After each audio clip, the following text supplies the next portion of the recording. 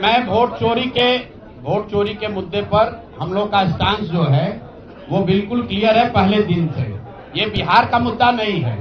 जो चुनाव की पूरी प्रक्रिया है उसमें वोटर लिस्ट बनने से लेकर आचार संहिता के अनुपालन का, वोटिंग के दिन के, जैसे यहाँ पर आप जीविका की दीदियों को बाकायदा आपने मोबिलाइजर बनाकर सरकारी व्यवस्था के तहत बूथ में बैठाया है।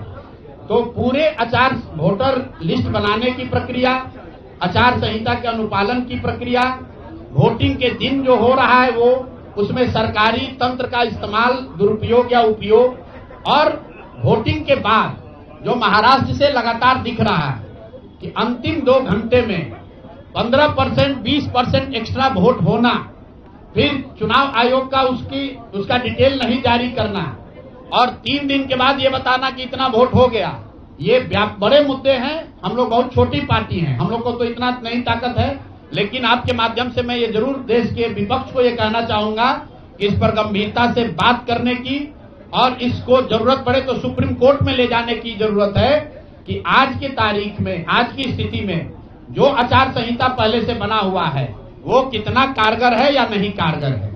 अगर सिर्फ इसमें वोटर रोल की बात नहीं है, SIR सिर्फ वोटिंग रोल की बात है, लेकिन जिस तरह से वोटिंग हुई है, आप बताइए कि सुरक्षा कर्मियों में होमगार्ड को यहीं पर इसी बिहार में लालू जी की जब सरकार थी, TN सेशन का जमाना था, उन्होंने कहा था कि नहीं, कोई लोकल आदमी यहाँ चुनाव की प्रक्रिया में हिस्सा नहीं लेगा, होमगार्ड का कोई आदमी हिस्सा नहीं लेगा।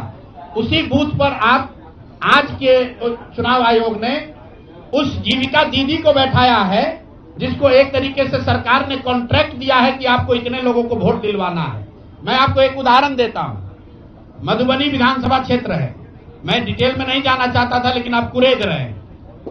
मधुबनी विधानसभा क्षेत्र है, वहां से उपेंद्र कुशवाहा जी के पार्टी के उम्मीदवार चुनाव जीत कर आए हैं। मैं पूरे यहां पर जितने मीडिया के साथी हैं, जितने यहां चुनाव के विशेषज्ञ हैं, आप भी यूट्यूबर हैं, मैं दावा कर रहा हूं आज हो 5 महीने के बाद हो, आप मधुबनी विधानसभा क्षेत्र में जाइए, वहां पर एनडीए के प्रत्याशी को 1 लाख से ज्यादा वोट आया है। एनडीए को वोट मिला, 10,000 रुपए के लिए मिला, नहीं मिला छोड़िए, हम इस बात से दंग हैं कि मधुबनी में कितने लोग ऐसे हैं वोटर जो कि उपेंद्र कुशवाहा जी के पार्टी का सिंबल भी जानते हैं। भाई अलायंस वोट तो उनके पार्टी के सिंबल को पड़ा है ना, अलायंस का कोई सिंबल नहीं है। तो आखिर रातों रात पूरे मधुबनी क्षेत्र में, और क्या हुआ मैं नहीं कह रहा हूं, मैं आपको और आपके जरिए पूरे देश के लोगों को यह बताना चाहता हूं कि जो भी लोग सर्वे, सेफोलॉजी, पत्रकारिता, राजनीति में इंटरेस्ट रखते हैं, आप सैंपल के तौर पर कोई 5 कंस्टिट्यूएंसी उठा लीजिए और जहां पर भाजपा और जदयू के उम्मीदवार नहीं लड़ रहे थे, वो दल लड़ रहे थे जिनका कोई सिंबल भी नहीं जानता है, नाम भी नहीं जानता है, उसको 1 लाख, 1.25 लाख वोट कैसे आया है।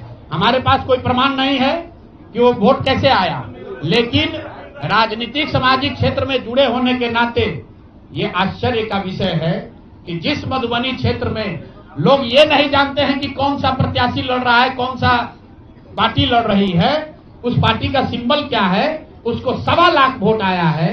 और जो लोग वहां जीवन भर राजनीति कर रहे हैं उनको वोट नहीं आया। संभव है कि उनको इतना समर्थन है, लेकिन मेरा आपसे आग्रह ये, भाई देखो 1 मिनट रुक जाइए, आपका सवाल 10 ले चुके हैं, और भी तो लोग हैं, आपका एक और ले लेंगे, आप शांति से बैठिए, ऐसा मत घबराइए, हम यहाँ बैठे हुए हैं। और मेरा आपसे अनुरोध है, मैं कोई आरोप नहीं लगा रहा हूं, लेकिन मधुबनी जैसे 5 सीट का मैं आपको हवाला देना चाहता हूं, जहां पर चुनाव के 12 दिन 15 दिन पहले यह तय हुआ कि कौन पार्टी चुनाव लड़ेगी। उस पार्टी का नाम कोई नहीं जानता है, उसका सिंबल कोई नहीं जानता है, और 1,20,000 वोट अगर किसी विधानसभा में आ रहा है, इसका मतलब है कि हर घर से 2 से 3 वोट आया है। आपको आंधी दिखनी चाहिए वहां पर। ये मतलब विधानसभा के स्तर पर 1,20,000 वोट लाना साधारण बात नहीं है। 1,20,000 वोट आया है। कैसे आया है? इसकी 2 ही वजह हो सकती है। या तो जो 60,000 लोगों को आपने 10,000 रुपया दिया और उन लोगों ने ये जिम्मेवारी ली कि भाई 10,000 रुपया हमको मिला है, मैं और अपने घर के लोगों को वोट मैं दिलवाऊंगा या दिलवाऊंगी, या फिर कोई ऐसी बात है, अदृश्य शक्ति है जो हम लोग को हमारे समझ से बाहर है कि भाई कैसे ये संभव है।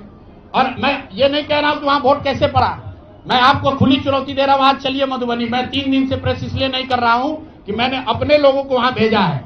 और मधुबनी में मैंने कहा भाई पूछो तो कि उपेंद्र कुशवाहा जी के पार्टी का सिंबल क्या है। 30% लोग को सिंबल नहीं मालूम है कि सिंबल क्या है, और उनको 1 लाख से ज्यादा वहां वोट आया है।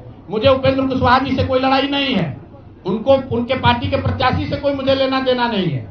मेरा सिर्फ ये कहना है कि ऐसी कौन सी विधा है कि हम लोग 3-3 साल का एक विधानसभा में घूम रहे हैं, लोगों को ये नहीं मालूम है कि जन स्वराज का चुनाव चिन्ह क्या है। और ये लोग 10 दिन चुनाव के पहले आए, उस पार्टी का नाम मधुबनी शहर में लोग नहीं जानते हैं, उस पार्टी का सिंबल घर घर पहुंच गया और उसको 1,20,000 लोगों ने वोट दे दिया। तो मेरे भाई ये बहुत बड़ी चुनाव की विधा है।